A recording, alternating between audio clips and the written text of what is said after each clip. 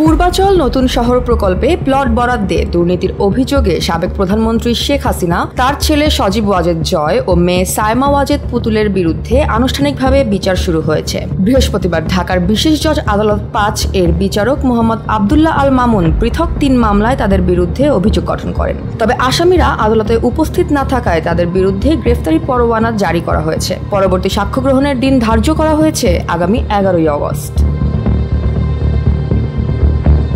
দুদকের প্রসিকিউটর মীর আহমেদ আলী সালাম জানিয়েছেন, ৩ মামলায় শেখ হাসিনা সহ ১২ জন, জয় ও শেখ হাসিনা সহ ১৭ জন এবং পুতুল ও শেখ হাসিনা সহ ১৮ জন করে আসামি করা হয়েছে। মামলার অভিযোগপত্রে বলা হয়, সরকারের সর্বোচ্চ পদে থেকে ক্ষমতার অপব্যবহার করেছেন শেখ হাসিনা ও তার পরিবার। তারা বরাদ্দ পাওয়ার যোগ্য না হয়েও পূর্বাচল আবাসন প্রকল্পে ৩০ কাঠার ৬টি প্লট নিজেদের নামে বরাদ্দ নেন।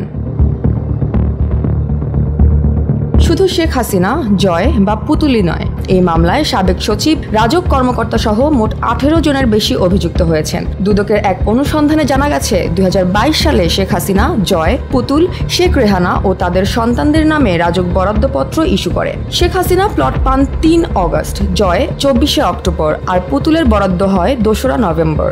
এর মধ্যে মালিকানা হস্তান্তরের প্রক্রিয়াও সম্পন্ন হয়। এই বরাদ্দকে কেন্দ্র করে দণ্ডবিধি, দুর্নীতি প্রতিরোধ আইন সহ একাধিক ধারায় মামলা করা হয়। এখন দেখার বিষয়, দুদক কিভাবে এই উচ্চ পর্যায়ের মামলাগুলো পরিচালনা করে এবং আইনি প্রক্রিয়ায় কোথায় গড়ায় এই বহুল আলোচিত বিচার। Joya Hasan, NPB news.